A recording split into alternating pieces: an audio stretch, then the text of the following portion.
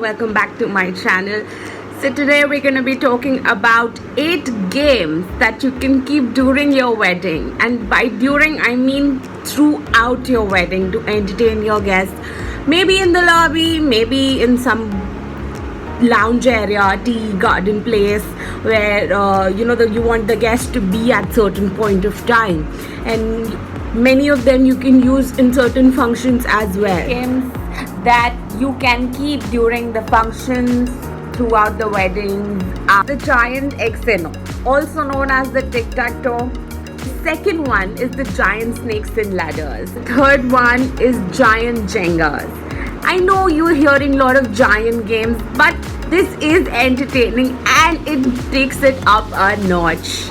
By take it up a notch, I mean the level of excitement of people playing it, the level of kids seeing such things in not miniature but larger version. Fourth is cards. Now again, this is called giant cards. And we have the wire loop game. I know we've all played this, but it is very hazy to us now and we've not played it in a very long time. But yes, it is a fun game and you can keep it anywhere. Then comes the traditional tug of war. The last and the foremost is the ring toss game. It is a very fun game. We all love it. We've all done it in carnival. I have no idea why am I out of breath. I am just because I don't know. It's just there. I have no idea why.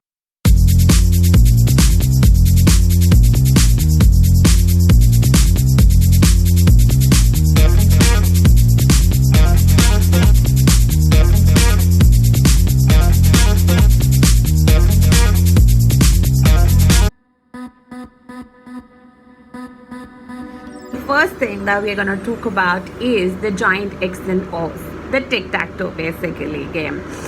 It can be up to 4x4 in size, that is 4 feet by 4 feet. The materials that you can use in this is the cheapest that you can get. You can get wood for cheap, you can get rope for cheap, you can get cardboard for cheap, and you can make this at your own house. You don't have to go it and buy it somewhere. It's easy DIY at home and your guests will enjoy it to the maximum. It can directly be laid onto the grass or even a more permanent base can be created. It depends on you. You want to use it in future, you create a permanent base. And also the character can even be numbers, like lucky numbers, or even sign like a heart and a circle or a triangle, anything that you want. Even it can be initials of the couple, or you can also do it by family names. It's completely customizable and it doesn't cost a dime more than $2,000 to prepare it. Even lesser if you do it at completely home and completely at home.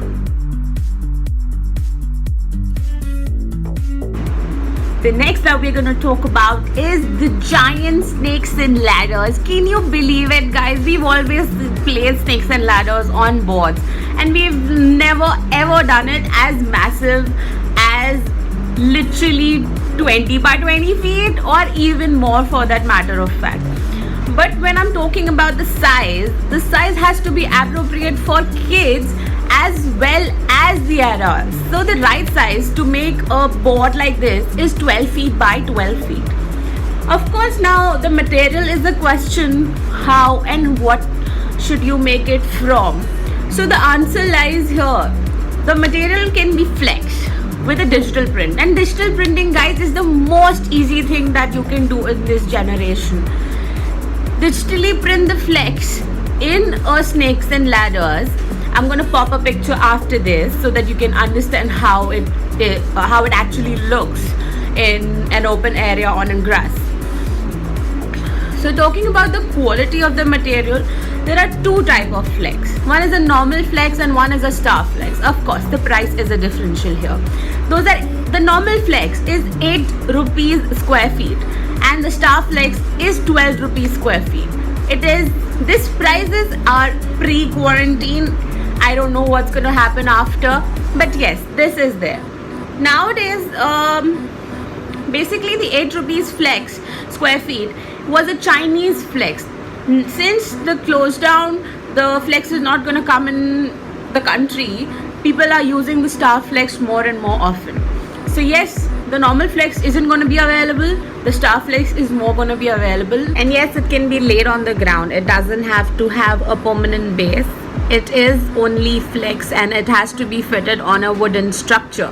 Yes, you have to have some workmanship over it, but it is pretty easy to have it included in your whole wedding. Generally costs with printing and fitting and the customization that you want to do on the board, maybe add a few family members here and there and make it a little more interesting. The whole thing doesn't cost more than 4,000 to 6,000 bucks. Yes, it is varying at a differential thing because if you have to get the graphic created, you need to pay somebody to do that. Or if you have somebody in your family, that is pretty easy thing to do. So the dice, yes. So the dice also can be bought online. There are massive dices available online on Amazon or Alibaba.com. Put box in a cube and paint it with the numbers and everything. It is pretty easy to do so, yeah. So you don't need to worry about the dice so much. You can completely DIY it at home. Next up is a giant Jenga. Yes, this concept has been used in Indian weddings over the period of time of a year. But it is still a mean game to keep in the wedding and everybody enjoys Jenga. And plus when you have giant Jenga, it is interesting because the bricks are so big. You need to actually pull it and it is heavy also. It is fun for kids to play. So correct up to size is about say 5 feet. The material can be either wooden blocks and plastic as well. My recommendation is to find somewhere in the middle. I mean, maybe use a different kind of plastic that is not so heavy because wood generally gets heavy. I mean, yeah. So Jenga also needs to have a base. It can be a wooden stool that and can be even a box that can store the whole Jenga inside it. So when you have to take it home after the functions, you can easily pack the Jenga in that box and take it home with you. Also, the bar can be color coordinated, customized with the couple's logo on it, or maybe have a picture, or the possibilities are endless to customize, and we all know that. So let's leave that behind us and on you guys. Next up is the cost, of course. So I calculated by the cost of wood how much it gets to make it and how much do you purchase it online for. Online, a giant Jenga costs more than 5,000 rupees to purchase. Plus you have to pay the shipping. It is a huge thing. You get it made at a local shop. It is way cheaper. It only costs you 3,000 to 4,000 bucks. The price is not so differential, but the customization is easy. And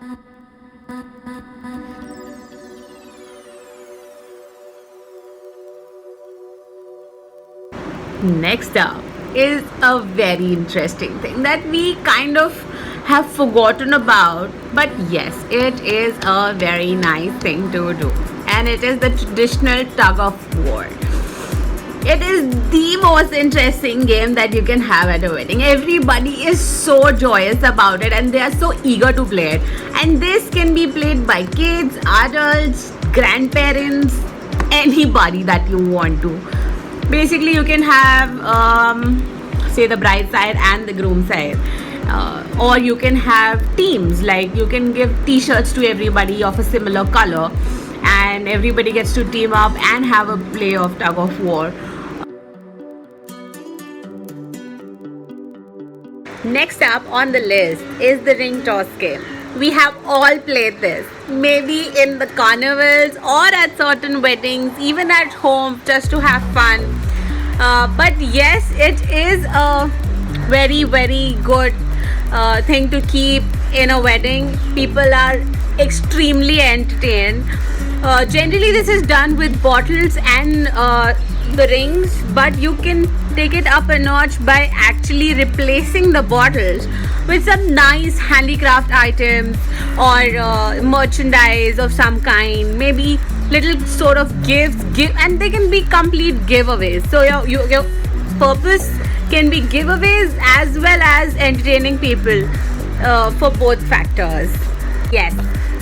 If you do put handicraft items or certain giveaways, it is going to cost a little bit more. If not, this game will not cost you more than just $1,000. Not even that. If you can get it on a scrap place, get the bottles from a scrap place, make the rings at home. It is very easy to do and completely DIY again.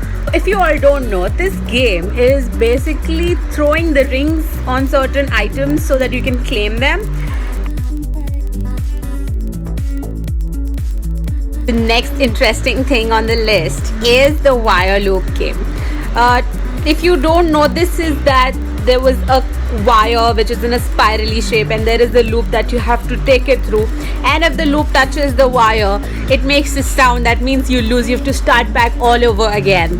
The height of this game should be not more than 3.5 to 4 feet, and the length wise it should not be extremely long, neither should be extremely short. So say a 4 feet distance is quite enough for people to take the loop through. And the materials that you can use in this is the wooden poles should be wooden or of any gold post sort of thing, and then you have to have a copper rod that goes through. Also, there is a certain mechanism that needs a placement when the loop touches the rod, but if you want, everything can be worked out, so that's not big of a deal. Even you can have somebody who can actually see if the ring touches. I mean, if it of course makes a sound, right? So you can see if the ring touches the rod, and then you can take it up from there. You can, they have to start all over again. It does cost a little bit more, which is approximately $2,500, because it has to have a little bit of structure to it and a little bit of mechanism that goes into this. But overall, it's a very cheap game to have it, and you can play this all throughout the wedding. You keep it in the hotel lobby or even in the lounge, in the wedding lounge. That's a very fun game to have. Next up is the game that Indian industry has never seen, and I can say that honestly because I haven't seen. I don't know about the Indian wedding industry, but I definitely haven't seen this. This game is called Giant Cards. Basically, this is as simple as the normal cards, but the size of these cards are 2 feet by 1.5 feet. Can you imagine? This is massive. Like, even if you imagine holding a lot of cards into your hand, and it's so big, how are you supposed to play? But at the end of the day, it is so fun. The material is, you can make it by cardboard or even put it on a mount board, print it and laminate it. It's not that big of a deal to make. So 52 cards in a deck, and this doesn't cost more than $5,000 to make, and even you can use this as an entertainment factor in the future, like at home. It's so fun to have. You cannot imagine the fun that you'll have holding this big cards. It is so fun. I'll pop a picture after this for you guys. Most interesting thing about this is that the king, queen, and the jack. Yes, the jack. So the king, queen, and the jack, you can actually customize this as per your family members. You can properly just put up their faces where the king's faces lie, and the queens and the jacks. It's all kind of fun. You can do endless amount of things with these, and there are endless amount of possibilities doing and playing with these giant cards, which is another video though. But yes, it is extremely fun.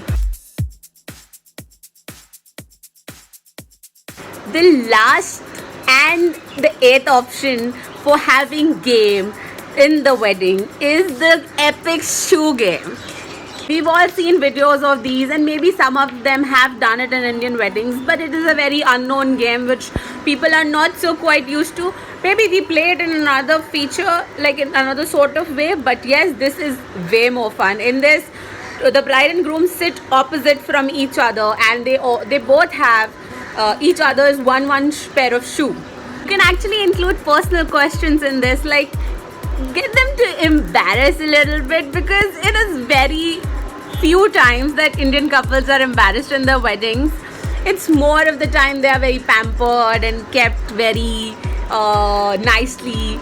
You can have a lot of fun with this game, and the best part about this is that it doesn't cost a dime to you. It doesn't cost a dime. It only costs your time in this. Like literally, just you have to make prepare the questions and play it at any function. This is also not specific to any function. This can be played anywhere by anyone. Maybe not the couple. This can be played by the couple's parents as well, like brothers and sisters. Who knows who so well. It's all very differential. We don't need to really kind of get into the details of it. Also, I will do another video which actually states the questions that you can ask to couples in such kind of games. Well, that's all for today, and I will see you in the next video.